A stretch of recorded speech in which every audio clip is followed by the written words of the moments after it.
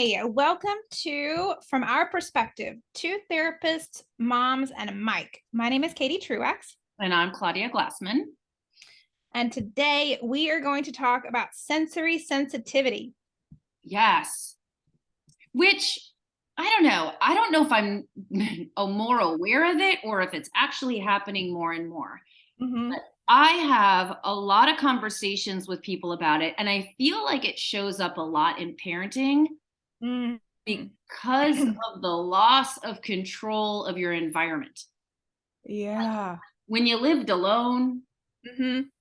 it could be quiet when you wanted quiet. It could be loud when you wanted loud. And now Yeah. it's like there's toys everywhere. So if you're a neat person, that's a challenge. If you don't Yeah. like loud noises and your children are loud, that is a challenge. Totally. Yeah. Well, and do you see this in kiddos too, or just parents? Um, I see kids with sensory sensitivity too, but I don't know if it's one of those things that like we just respect it more Okay.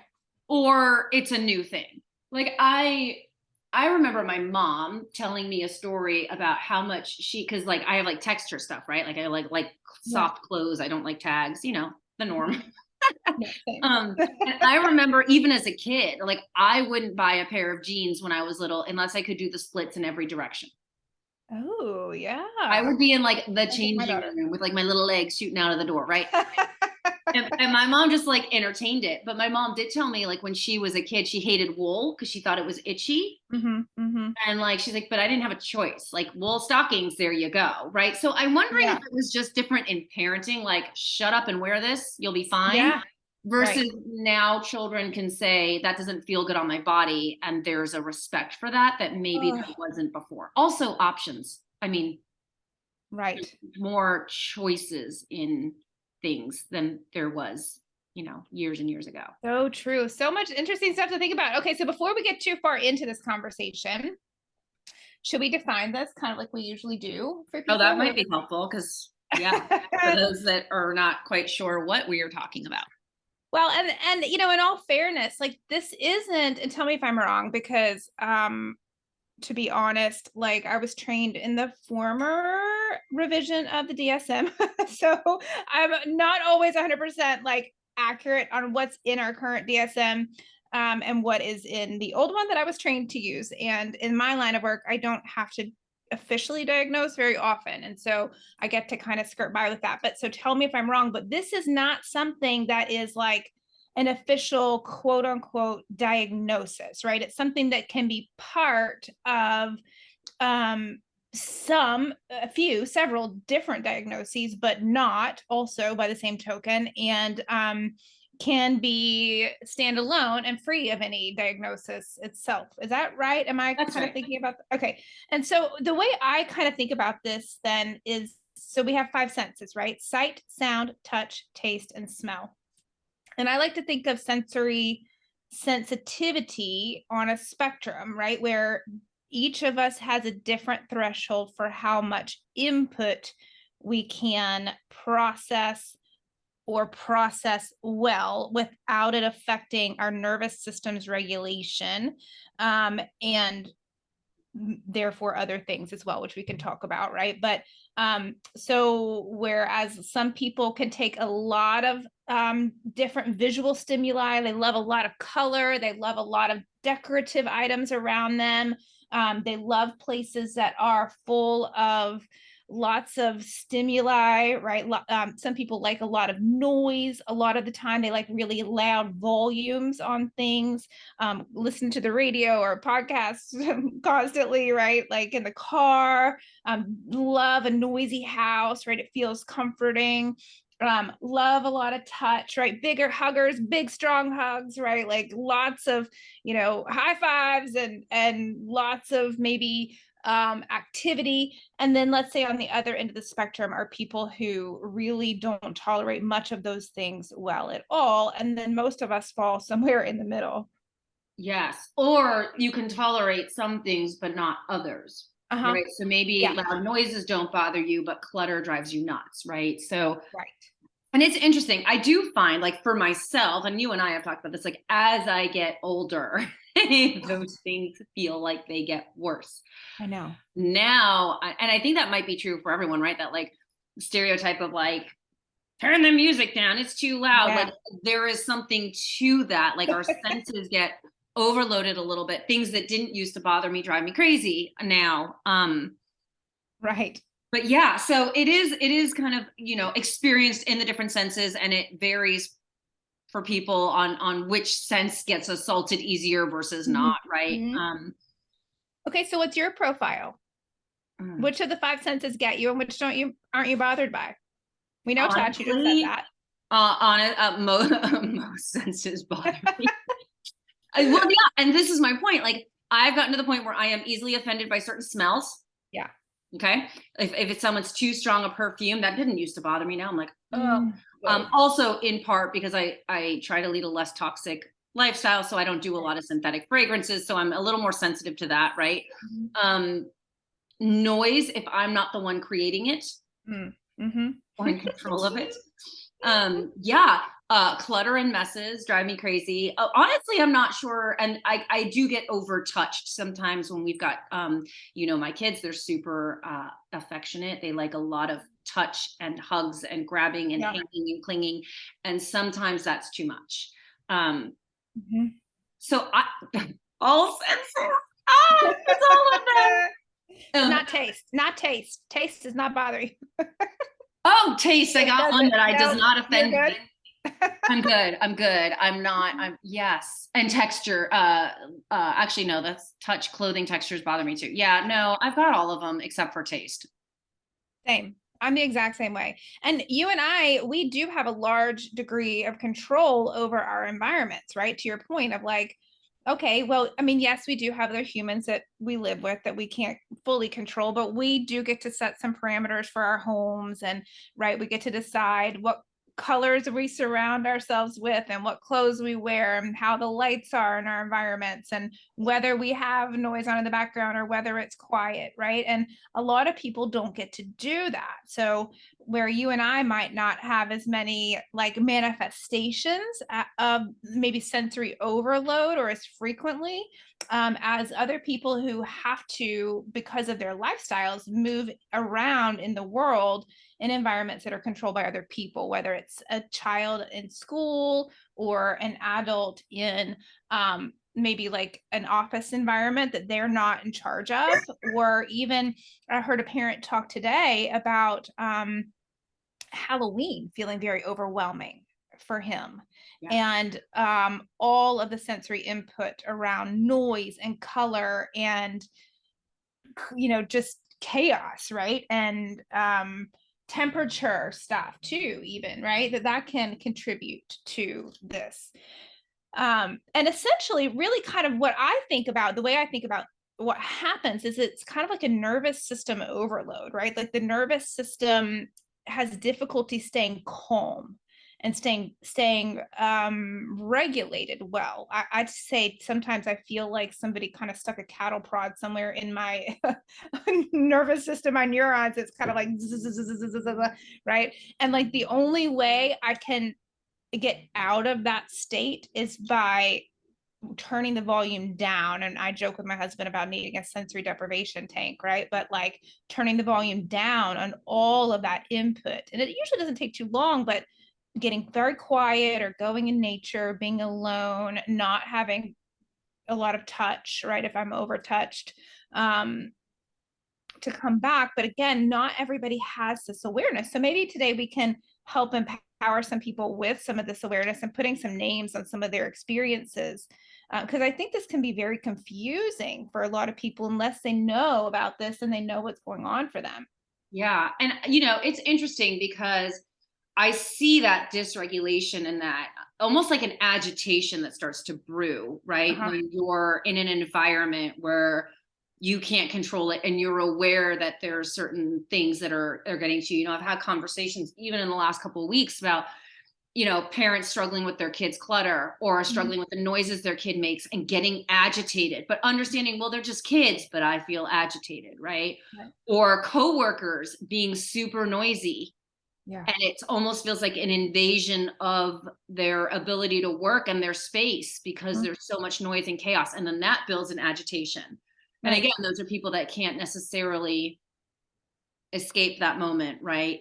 But yeah, it comes up for us in a lot of ways. And for me, I think it became more apparent becoming a parent because, there's more people in my house. Like I can Mhm. clean and keep things the way I want, but the second someone else enters the room, that is not going to stay that way, right? And there's more, we all have different sensory profiles.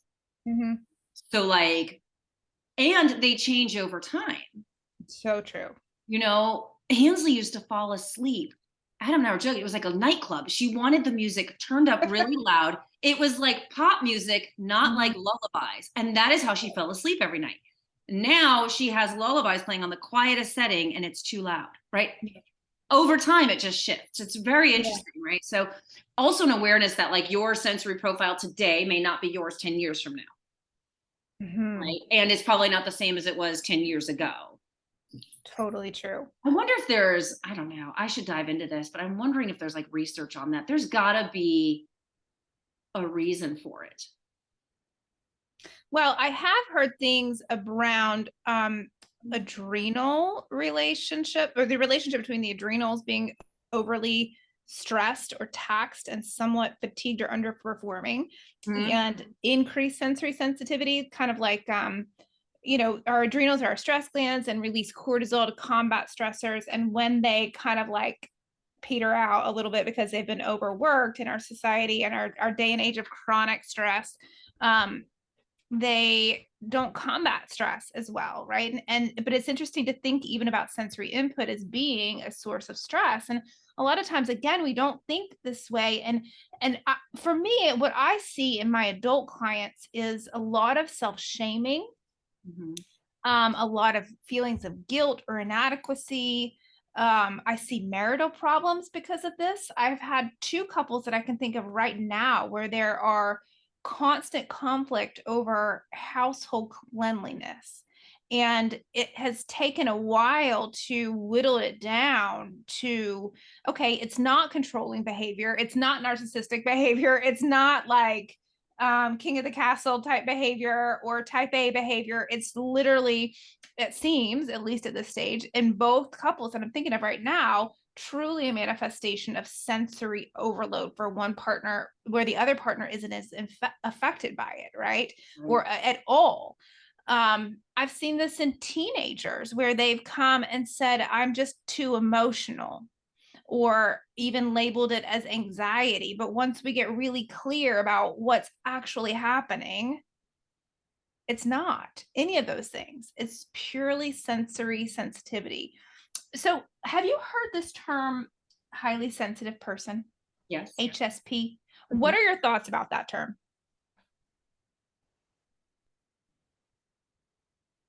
So, I mean, the way I kind of conceptualize it is someone who is easily impacted by all of the sensory inputs, Okay. um, but still able to function, Uh-huh. right? And I do think some people are more sensory aware than others, almost like a hyper vigilance to our internal state or our internal or Mhm. our experience of our senses, right? Um, what were your thoughts? Where are you thinking of heading with that? Well, I just saw an article that came across somewhere. I think it was my email. I'll see if next time it's your turn to talk, I can pull up the source because it was the best article I've read on this in a while. And I used to have kind of a visceral aversion to that. I think because of that stigma of the word sensitive, right? And one of the things that I liked about the article was she just addressed that stigma directly and said, it used to be that we would say people are just, oh, you're so sensitive, or don't be so sensitive, or you're too sensitive, or you're too emotional, right? And that was just shaming, and it didn't help anybody with anything, because when you're already feeling flooded, right, overloaded, for somebody to shame you or judge you for that, right, when you can't control it, maybe you don't even understand it, um it just makes it 10 times worse, right? So I used to have a real aversion to that label. And plus, I don't know, this might be an ego thing for me as a clinician, but I don't like when people just like make up like diagnostic stuff that like doesn't actually Yeah. exist in our diagnostic manuals, either the ICD or the DSM. Like that kind of just rubs me the wrong way for some reason. But I don't know, we can dig into that another time, my own pathology. But so that to say, I have not really liked that up until now, but I did read this article, and the way she described the highly sensitive person was very similar to the way I have talked with my clients over the years about sensory sensitivity. And like you said, kind of just someone who takes longer or can't process as much sensory input or at the same speed as somebody who doesn't have the same sensitivities. And one of the things that she also said in this article I really liked as well was that it takes longer to process, right? So not only is it that we can't necessarily like hold as much sensory input, and I kind of think of it as like a balance, like you know those old the scales like at the grocery store or something, right? Where like, okay, I can take X amount in my basket, let's say, and it doesn't matter if it's sight, sound, touch, taste, or smell. But once it gets to a certain point, like I can't take any more, my basket's full, and if more starts pouring in, and then I have this like Fritz thing, you know, where I'm like electrocuted from the inside out. But what she also said was sometimes even just two things I think was interesting, right? Like an internal stimuli, which I think we often forget to recognize. So the thoughts that are happening on the inside, or even any physical sensations that are happening on the inside, right? So digestive distress or allergies or headaches, right? These things are pain in the body, right? These add to that sensory load. And then she also talked about just having time to process through, that the brain takes longer to process our experiences. And I read this article a few days before a day where I had a day that was just back to back to back, full of different types of input.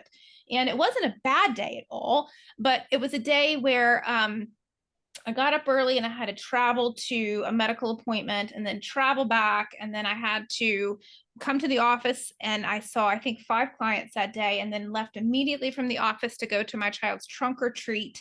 And none of that was bad. It was all completely fine. Got my Starbucks on my drive, had my alone time on my drive. It was just fine. Benign medical appointment that I had to go to. My office day, I don't remember anything disturbing about it. Trunk or treat was delightful. It's just a beautiful experience.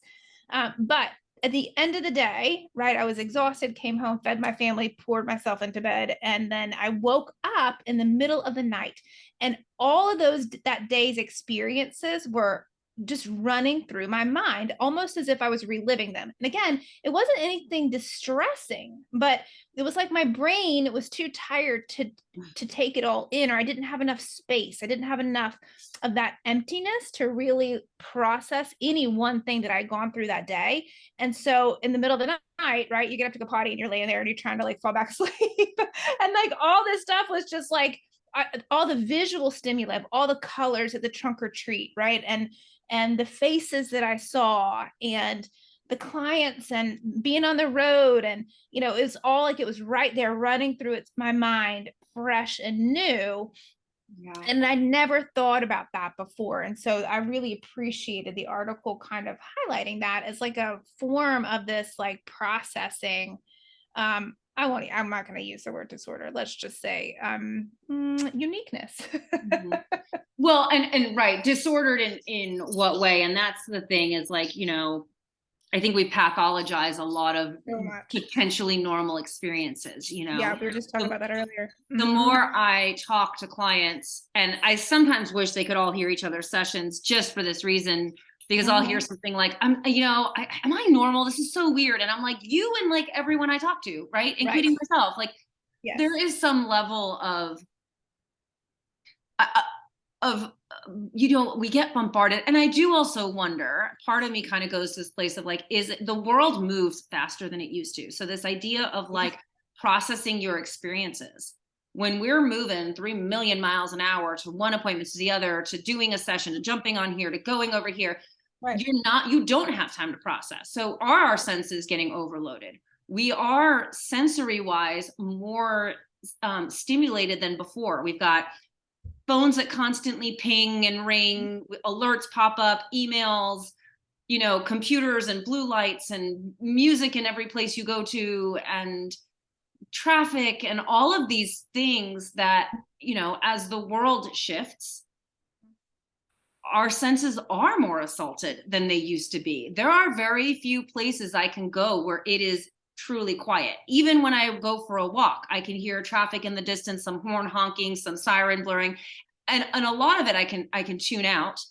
But I'm also wondering if there's that increase just because we don't have sensory deprivation tanks anymore. Like it used to be, you'd go outside and it was relatively quiet And dark, right? and dark. And now Yeah. it's like Isn't it? street lights are everywhere. Like there's always something. And so I do Right. think, we're constantly bombarded with flashes of light. If you watch TV, it's like nonstop changes Yep. of things. And so I do think that there's something to the increase we're feeling is maybe because we're all a little bit more tapped out than we Mhm. thought.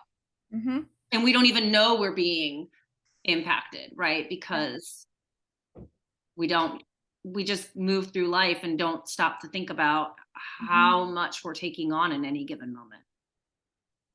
Yeah, that's a really good point, right? And then, for some reason, you have the end of the spectrum where we have people who take more input and roll with that well and Yeah. easily as And like the seek it. norm, right? They want it, That right? yeah, yeah, and Yeah. but we compare ourselves against that, like, and if we're not that way, right?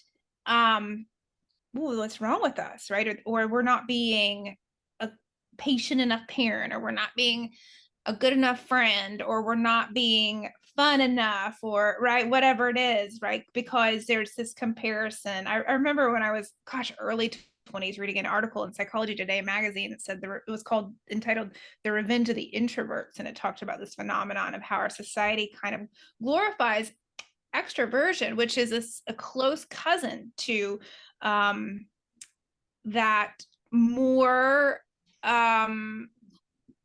or a higher level of comfort with sensory input, right? Because if you think about people who are very, very extroverted, they are constantly craving and seeking contact with other humans, right? And that can be touch, it can be talking, which is noise, it can be, being present with other people physically, which is sight, right? So, a high level of comfort and need for that is extroversion, right?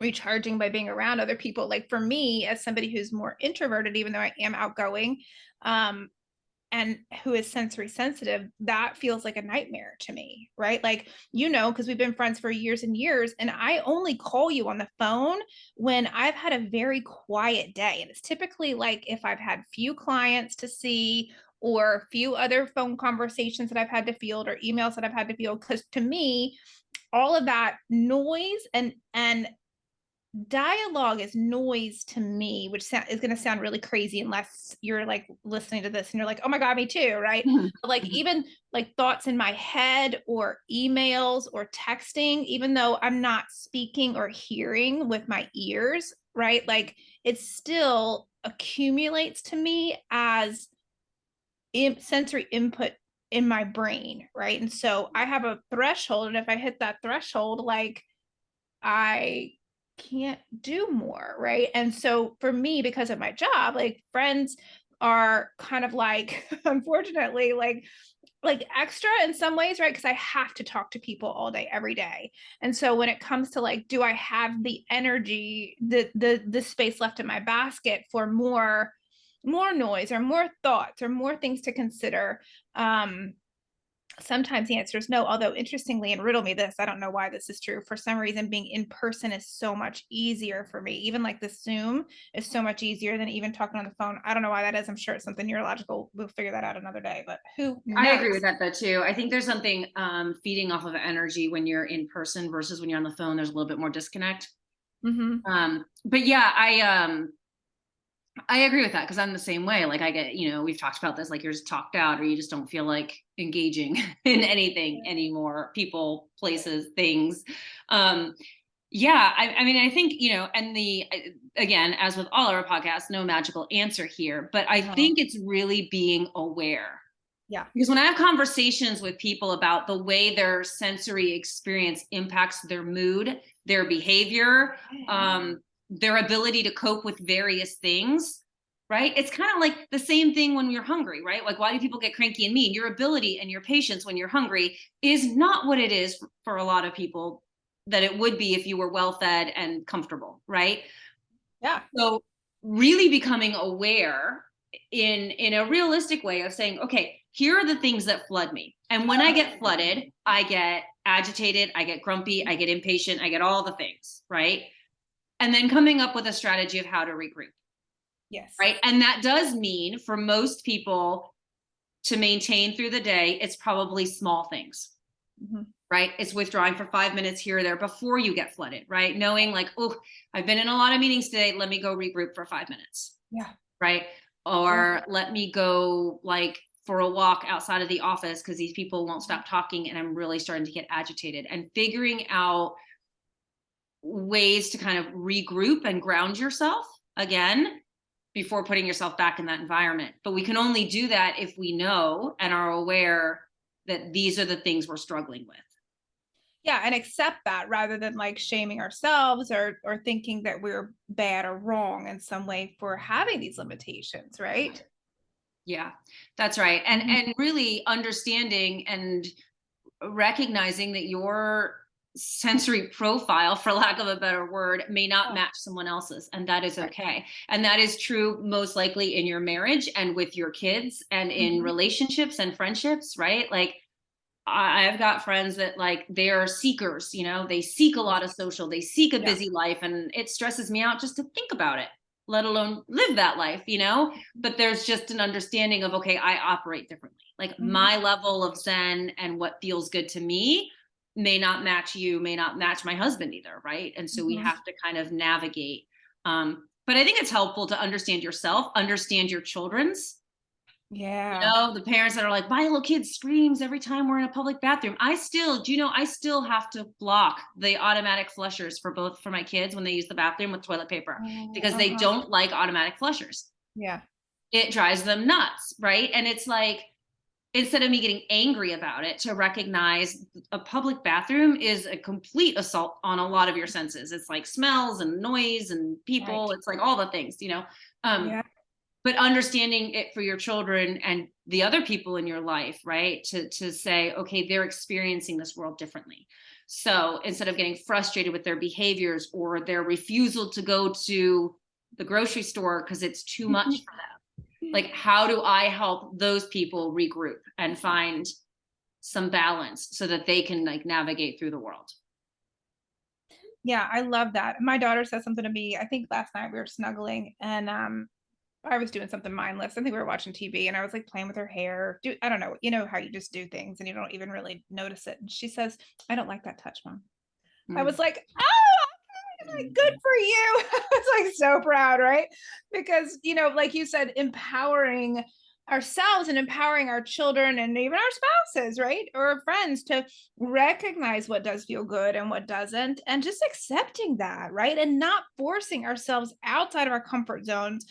I mean, of course, now we're not talking about extremes here. Like, we would never advocate anybody, although I have considered how beautiful it might be to have a padded room in my house, but I'm not talking agoraphobia here, right? I'm not talking anything like that, although, to each his own, but like, but to have that sense of self-awareness and giving that self permission, and like you said, developing coping skills, whether it's kind of regrouping, walking away, turning the volume down, or like we were talking about earlier, because we do have the beauty of being able to be so in control of our environments.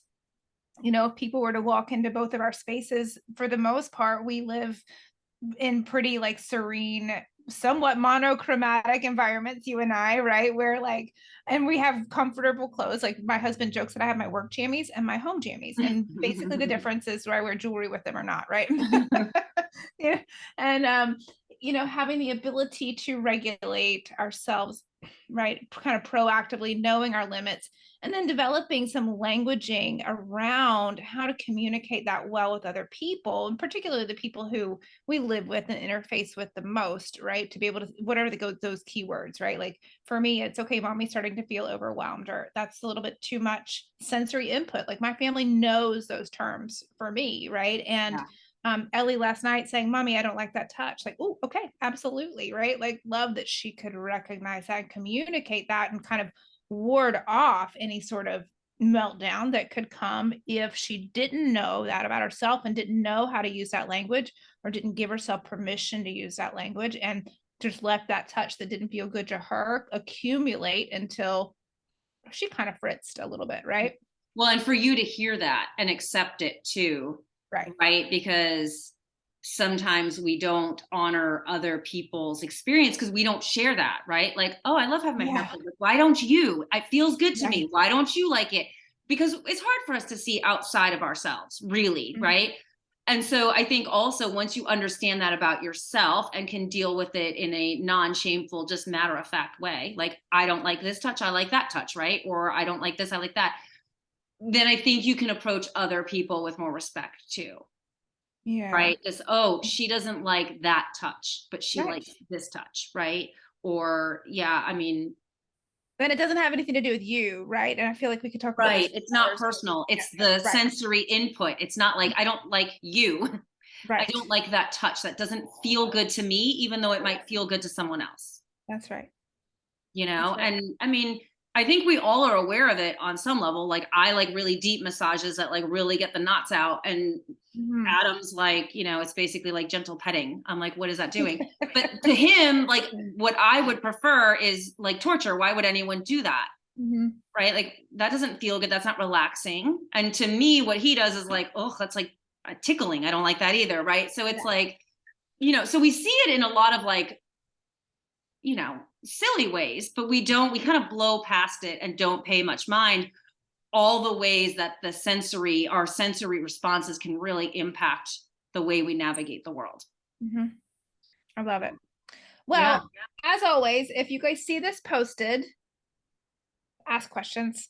Let us know what other pieces you want for us to address or to touch on or to talk about, how this manifests in your life. If you have stories to share, ways this has been powerful for you, this topic of sensory sensitivity, or sensory input, or even that highly sensitive person kind of HSP label that some people like to use around issues similar to this. Let us know. Make a comment on one of our posts. We're going to post this on Instagram, on Facebook, and our podcast is on both Spotify and what's it called on Apple iTunes? No, Apple podcast. I don't know, on Apple Podcast maybe, and it We're might be so on other. technologically savvy. I think it's on other things too, but I don't know how all that works. We're so bad at that part, guys. Hopefully we're okay with the conversation part. Hey, this is a two-person run show, I so love it. Oh, I have to do more. Okay, fine. Oh, no, we listen, don't know before we what we wrap don't up, know. okay, the article that I was referring to earlier, let me just give some credit here and then we'll wrap up because I have a client in the waiting room, but it is on belongingly.com. BELONGLY.com. The name of the article is The Highly Sensitive Person Lifestyle. Yes, it's real and glorious. It was written October 2nd of this year by Dr. Elaine Daniels, who's a Boston-based private practice psychology and coach. So I recommend it. I think it's great. I think she did a very good job talking about a topic that is somewhat controversial, using words that are somewhat loaded. And so look her up and read her little article. I've shared it with a lot of people and just feel really great about it. So hope you guys have enjoyed listening to this, and we'll listen to us again next time. All right, bye. Bye.